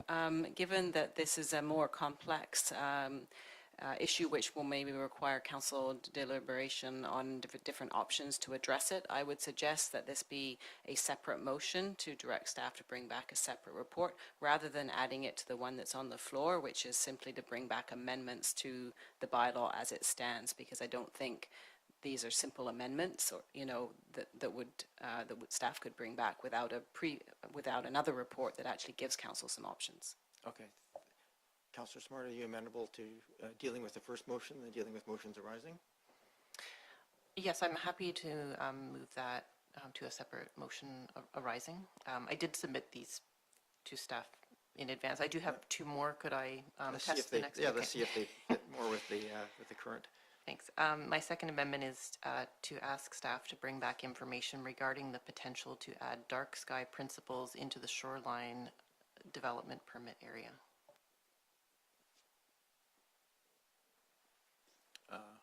My read of that is probably another, I guess it's a piece of work, like a report, not a minor piece, but I'll turn to staff and ask for that.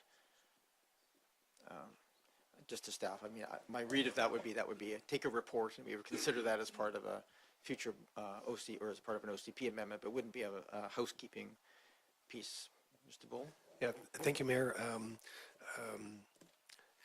This was brought up through input earlier, and I did hear about it further as well. But it's something that in itself it's a minor change. It is a good consistency measure. It is referenced in the form and character development permit guidelines, but not in the shoreline or the watercourse development permit area. So that it could be something that is directed for a clarification or as part of that item 2 that's currently in front of you. Thank you. So hearing that, I would say it's in order to ask that request. Yeah, please go ahead, Councillor Patterson. Point of clarification, trumps the seconder. Yeah, thank you, Mayor. Just on this, I have noticed that other communities do address that in their shoreline DPAs, in the shoreline development permit areas, and not in their OCPs. So I'm just wondering if the rationale for doing it in the OCP versus in the shoreline DPA. I'll go to staff. I think our DPA is within our OCP, so I think that's where we've managed to, we've stuck our DPAs. Mr. Bull? Thank you. For you, Mayor, indeed the development permit areas are a portion of the OCP, but they specifically deal with future development. So it's a good location to add them there rather than in general policies, if that was the point. Thank you. Okay, thank you. So the motion is to amend this to include, can you just read aloud again? To ask staff to bring back information regarding the potential to add dark sky principles into the shorelines development permit area. Okay, so moved. Is there a seconder? Moved and seconded. Thank you. I think you've motivated almost already, but go ahead. We did have, I had a couple letter writers bring this to my attention that I think all of council was copied on. I really appreciated how much the dark sky principles were integrated into the OCP in general, but I do feel like it is important to also include this in development permit area. So I felt like this was a little bit of a housekeeping item, but was significant enough to mention to make sure it doesn't get lost. Okay, so the motion on the floor is to amend this motion to include a report on potentially including dark sky to the DPA. Any other discussion? Yes, please. My hand was up, if I could. Go ahead, Councillor Watson. Yep. Yes, what I thought I just heard from staff on this is that we didn't necessarily need to go to the extent of the report, that they felt there was already enough substantial support in policy for this in the OCP, and this would be kind of considering a housekeeping amendment to the actual either development permit or it's in the development permit guidelines, and it needs to be in the OCP or vice. Well, it's already in the package, just not articulated clearly enough. So, and then it could be in the group of amendments that are going to come as housekeeping amendments in, I guess, January or February. So I'm not quite sure that we need a motion as in the form that Councillor Smart has put it on the floor. Yeah, fair. It's a fair comment, although I will say the main motion is to staff to bring forward a report to council. So it's more redundant in language than it is additive to my mind, but maybe I'll go to Ms. Hunt on this one if that's, I'm not into wordsmithing the motions. If the intent is clear, then I'm happy with it. Ms. Hunt, where are you at in this? Yes, the motion stands is that to direct staff or staff bring forward a report to address certain amendments. So I think we could remove the report, but as you say, the intention is clear, and so we can take it as is. I think the intention is clear, Councillor Smart.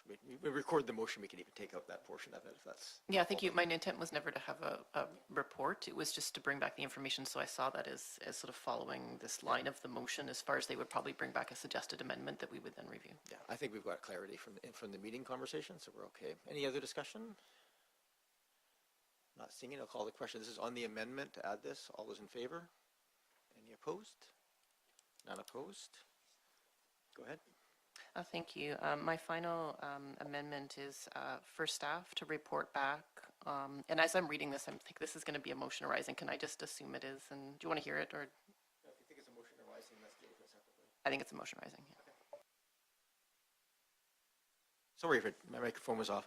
I'm going to then, I'm going to treat this now as the overall motion, which is for staff to bring forward a report to consider amendments around Schedule B, housekeeping, and the dark sky aspects of the DPA. Is there any other discussion on the whole of that motion as amended? Seeing none, all those in favor?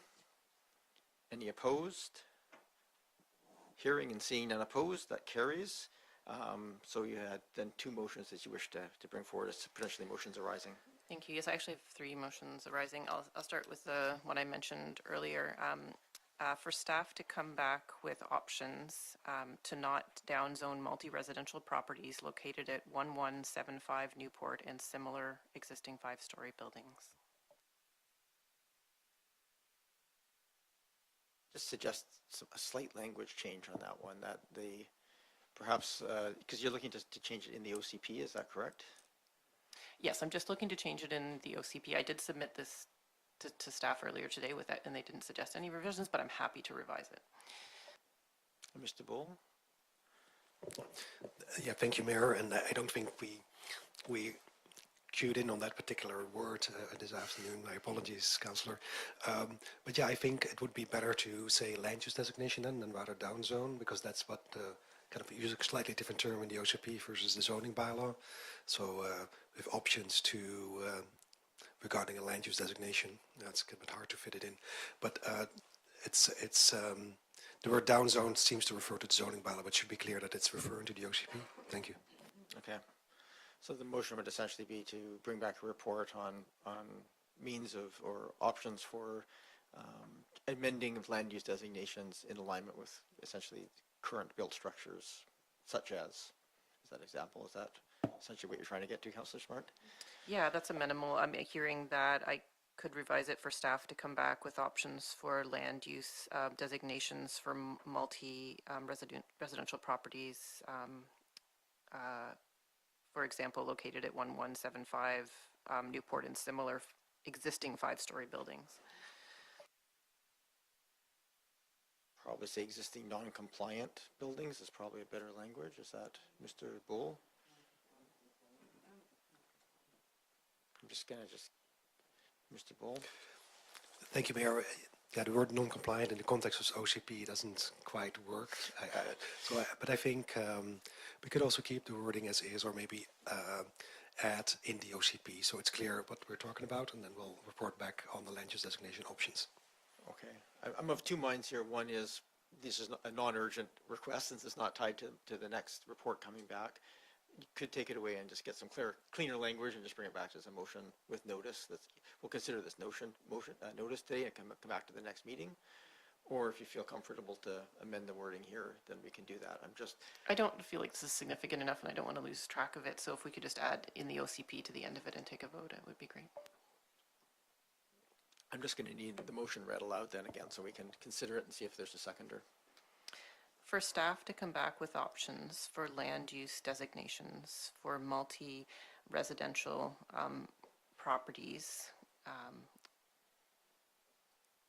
for example, located at 1175 Newport and similar existing story buildings in the OCP. Okay, is there a seconder?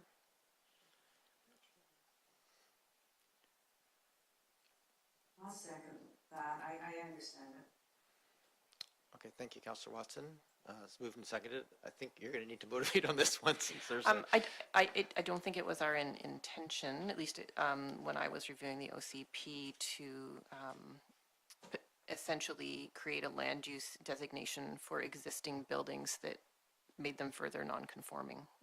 And so I would just like staff to address that, particularly with this one building that has been brought to our attention, but I understand in the area there are a few 5-story buildings that now have an OCP designation with a height of 4 stories. So I think this is an important detail to not get lost. I think there could be different options brought forward potentially to move it from multi-residential 1 to multi-residential 2, or there may be another aspect in the OCP that would recognize the 5-story building height. Okay. Thank you for that. Any discussion? Go ahead, Councillor Patterson. Yes, thank you, Mayor, and I appreciate Councillor Smart's intent in bringing this forward, but there's just not enough clarity for me to support it here. I think that if it was one specific property, as the properties are outlined in the recommendation by staff on this, it would clarify it for me. But I think that I would like to have a better defined framework of what the locations are and what the properties are, because it's just vague. I just lack the clarity of it here. It's not that I won't support it, but I would have preferred it perhaps brought forward as a notice of motion and perhaps framed out differently. So there's not the clarity for me to support it here. Okay, I'll go to other speakers and I'll come back. Councilor, do you wish to speak, Councilor Green? Yeah, just, I appreciate the intent of this motion, but this is where we get into trouble when we start making motions on the fly. I don't have a clear rationale, and it's a little murky for me, so I would prefer this be something that is looked at by staff before we make any motion or any decision. Thank you. Councilor Braithwaite? Yeah, thank you. I would agree with Councilor Green and Councilor Patterson's comments. Thank you. So just hearing that, I mean, I'm not hearing any opposition, Councilor Smart, but I'm hearing a discomfort with the language. So I might just suggest that we just treat this as a notice of motion and get exact language and bring it back. This would consider notice, and so it would be the next meeting that it would come back to. I appreciate that. I'm a little frustrated since I submitted this earlier to staff for review, but is it possible for me to ask a clarifying question through you, Mayor, to staff to understand if there is a preliminary understanding from staff of whether this is really one building or many buildings, or it is actually a little unknown to staff how much impact this would be. I just really appreciate that we heard from the community about this issue. Sure. Mr. Bull, do we know whether this is one building, more than one building, or the exact number of buildings where this would apply to? Mr. Bull? Yeah, thank you, Mayor. We think there's a handful of buildings in the area there that would have this kind of discrepancy.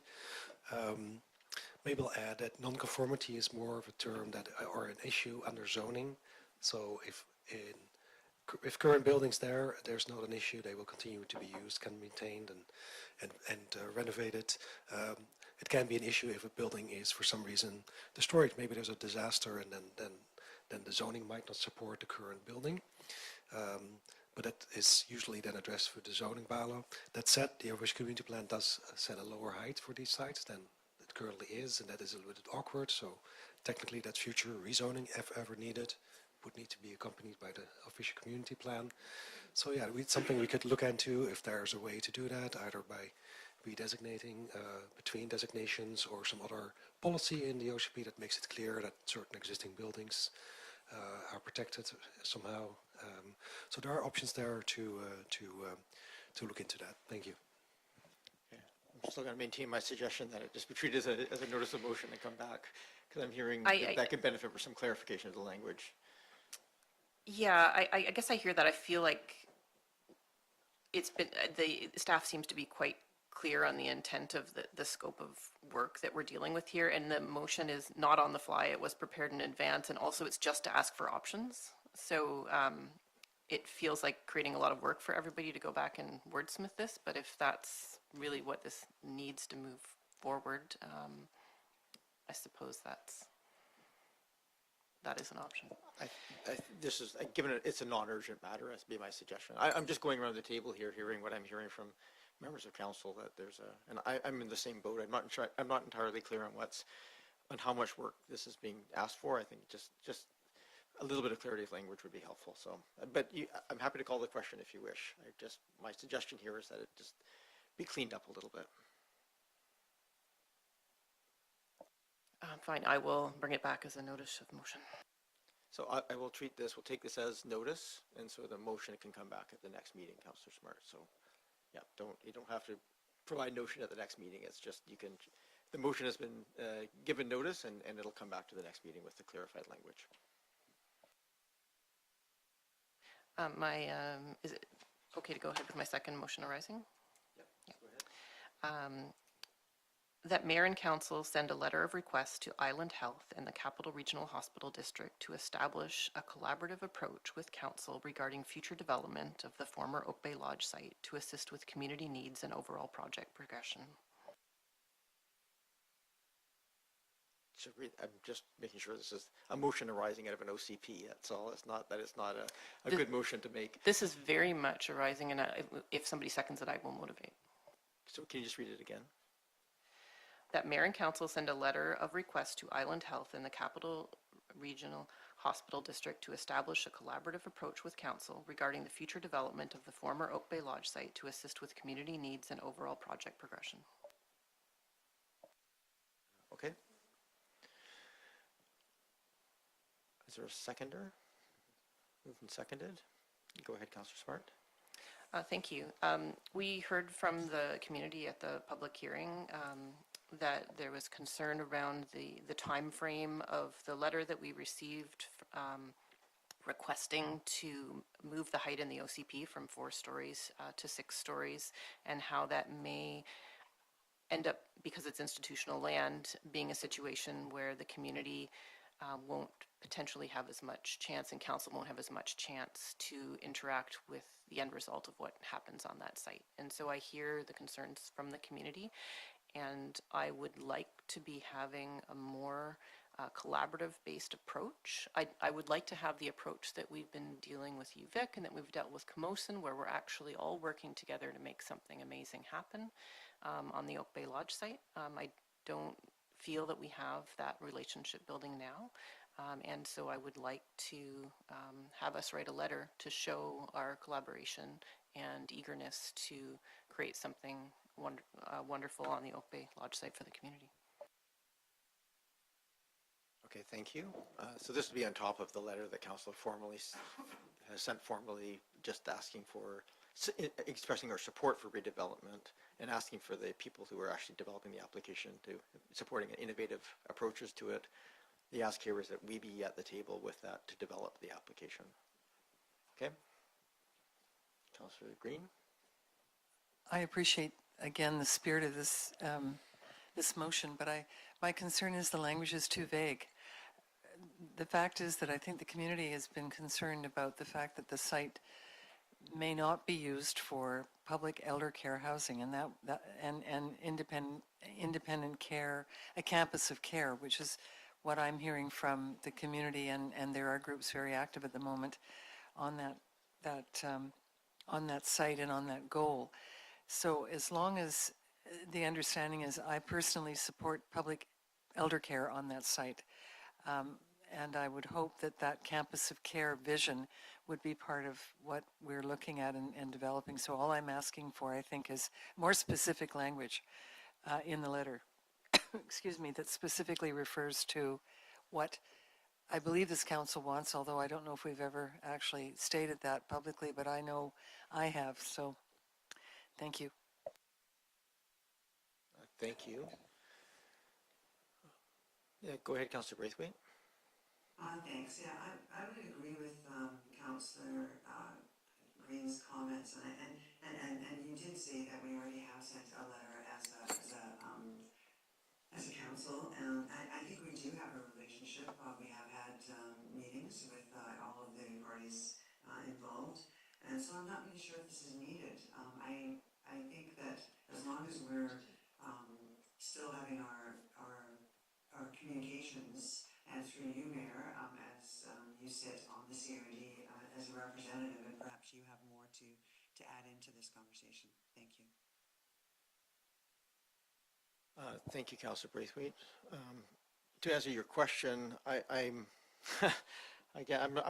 still not entirely clear. This is a motion arising from an official community plan ask. It's an ask related to land use planning, which is a little different. And I'm not sure if I support the motion or not. I think your question is the question in the part I'm struggling with, Councillor Smart, here is just the ask for a collaborative model. We are a land use approving body in this case, and we are with UVic as well. What we would ask is sort of a more roundtable approach as early as something is being developed. I think the bodies are probably quite willing to do that, but it's very early stages right now to even get funding and so forth for a project, so it's difficult. Yeah, I don't know. I'll go to Councillor Patterson, but I may not rule this in order. I may ask that this be a motion, a notice of motion again that comes back. But go ahead, Councillor Patterson. Yes, thank you, Mayor. And while I appreciate the sentiment behind this, I don't think that it is in keeping as a motion arising out of the OCP. I think it is separate. Also, as the Mayor has stated, as a body, we approve the zoning for it. We also have, for those who are not aware, we have had, last council term, we had a fairly intensive community engagement sessions around those lands with members of VHA and with CRHD staff. So it's not like there has been nothing done, and it's just getting it to move forward that has been more problematic. So I won't support this as a motion arising from an OCP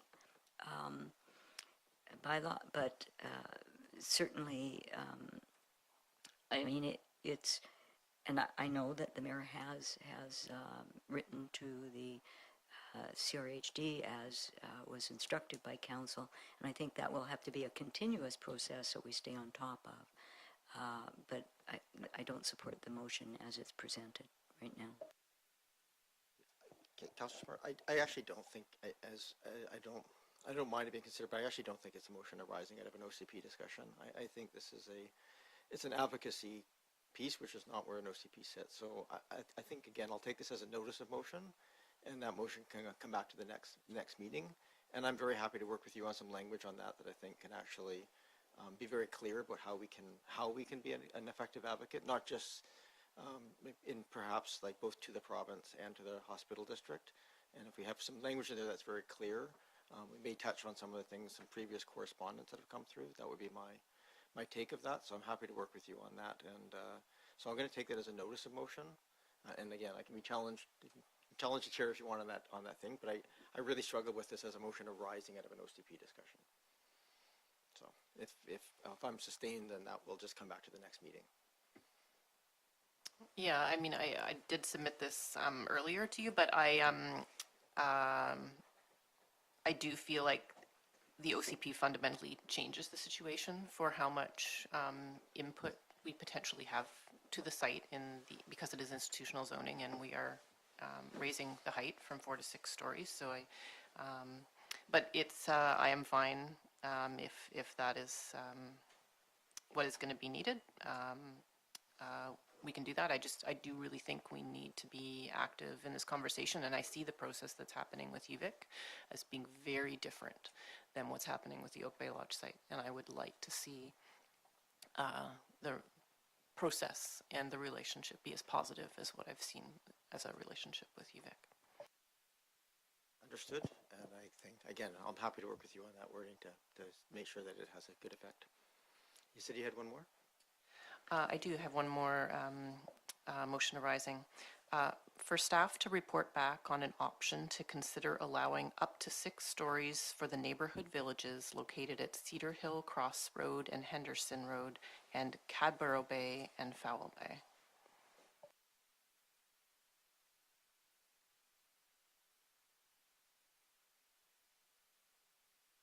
So this is a report back on changing the OCP to allow up to 6 stories at the corner of Henderson and Cedar Hill Cross Road, so by UVic, is that correct? And the corner of Cadborough Bay and Fowl Bay, which is where the Save on Foods is, that intersection?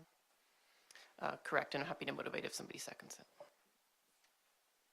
I'll second that. Moved and seconded. Just for my clarification, because I think there's room for this conversation, and maybe even at the other location, but procedurally, I just want to get a sense, because in the OCP that was put forward, we have a multi-unit, which is 4, and there was a village designation, which I'm not sure if it stayed in there at the end of the day, for 12 stories. I'm just curious, do we have a land use piece? Like, would it be, if this goes forward, this would be essentially, would it need a new land use designation, like a 6-story multi-unit, and then consideration of where that land use type would fit. Just to make sure I understand what the process is here. Mr. Bull? Thank you, Mayor. There's a couple of options, either a specific designation or a note in one of the designations that we have now, either for neighborhood village. Actually, that one applies to both these sites, I believe. So it could be a general, it could be in comment in there or a separate designation. Thank you. And the motion here is a report back on what would be required to do that. Okay. Thank you. Is there a seconder? Yes. Councillor Watson, second. I seconded you. Okay, thank you, Councillor Watson. Go ahead, Councillor Smart.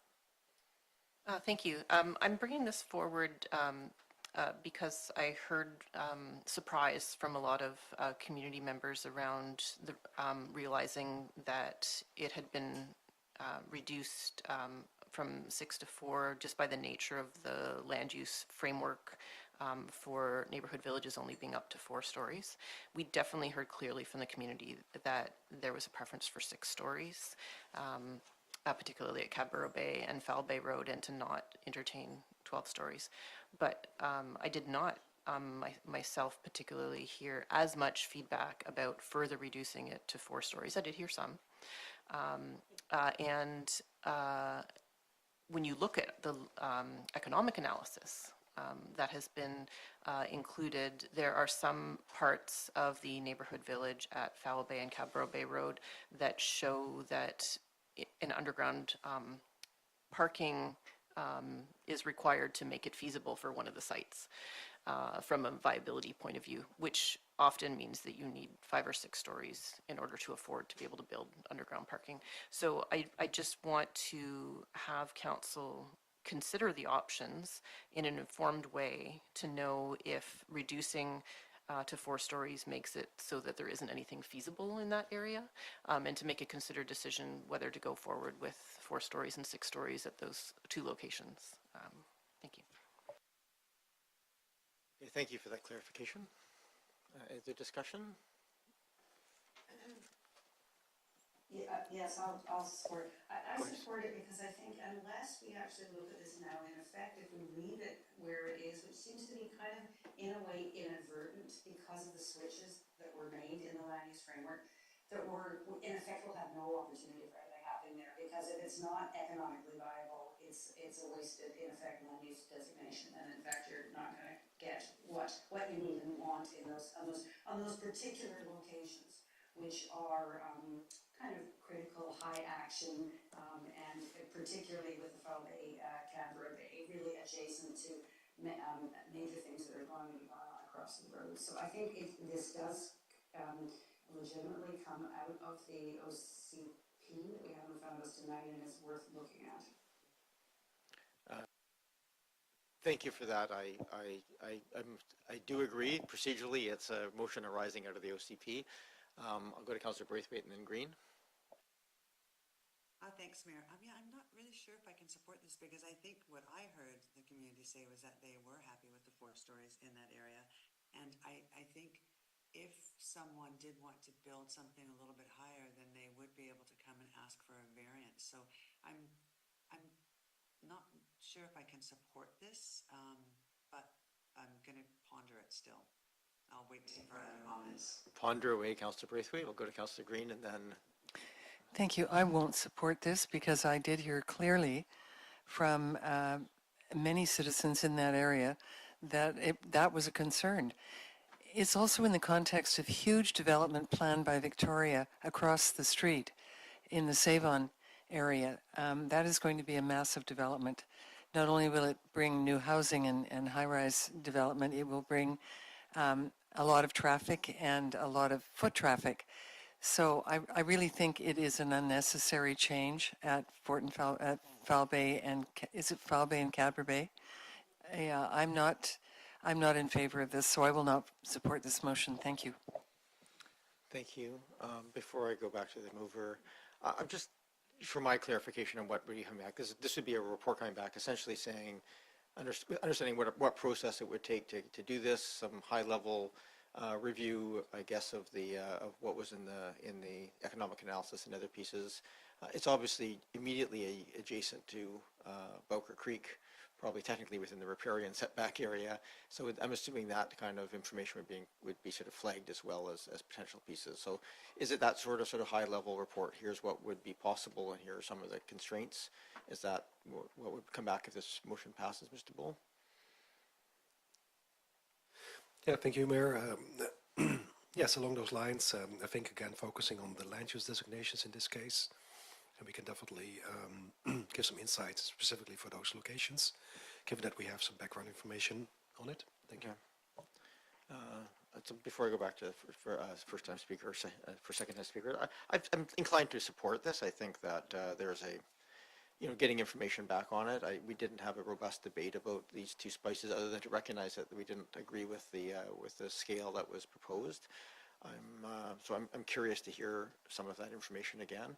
I think in my mind, this is, given all the other land use things that are going on, this may not happen in the short time period, but I think having it in a queue with a report, and then we might add it to some future work, makes sense to me. So I'm supportive of getting the report back. I'm going to go to first-time speakers, and Councillor Patterson, and then back to you, Councillor Smart. Yes, thank you, Mayor. And I guess I'm not opposed to supporting this. I don't have a sense of urgency to it, but some of the first things that came to mind were Bowker Creek is in that area. We have a change in the active transportation in the whole area. There are changes, some of which we still don't understand and as of yet. And so while I think it merits looking at, I think I don't have a sense of urgency about it, so I wouldn't want staff to just go out and rush through this, and then we have to get the public back again to get the feedback from them on how it is all going to fit together. So it is just a high-level report back. I will support that. Councillor Appleton. Thank you, Your Worship. So I do support what's on the table. I think it's really important, especially with mixed 4 to 6 story commercial residential buildings, which have a lot of fit around the community. I think it's really important to do this type of analysis so that we can gauge the actual feasibility of it, is actually getting things done and actually getting things built. So understanding the economic viability of it, the feasibility, what some of the development constraints are, so that we can work with those things to help facilitate those developments actually happening is important. So contextual information to help guide the process is key. Thank you. And we know very clearly that 6 stories is a spot at which certain buildings become economically viable where they would not be at 4 stories. Thank you. Don't see other hands. Oh, sorry, Councillor Smart, you wanted to speak again? Yeah, thank you. I just echo some of the comments that this is, a gateway site that, has, potential to have a lot of environmental sensitivity to it, and I think we really want to make sure that we have a project that has as much public realm as possible there. And so I think we need to just take a look at what we're imagining for that site, as far as what's likely to be to give it options to get the best project back. And I just particularly just wanted to highlight a question through you, Mayor, to staff. Like, my understanding is, because this is in the OCP, that it wouldn't be a simple variance, but it would actually be an OCP amendment and a lengthy rezoning process if we weren't to potentially look at this. Thank you. Sure. Procedure process question, Mr. Bull. I think Councillor Smart is correct that it would require an OCP amendment for it to be larger. Thank you, Mayor. Through you, that's correct. Okay, thank you. I'm prepared to call the question at this point. All those in favor? And those opposed? Councillor Green opposed, and Councillor Braithwaite opposed. Okay, 2 opposed. That carries. I think that concluded your motions arising. Thank you. Well, I guess technically motions arising and notices of motions, the way we did it. Thank you for that. And don't see other hands raised with indicating. Go ahead, Councillor Green. Oh, a motion to adjourn is always in order and appreciated. All those in favor? I need a seconder, sorry. And all those in favor? Any opposed? None opposed. Thank you. Thank you, everyone. Really appreciate the discussion. Merry Christmas. Enjoy your travels. Thank you.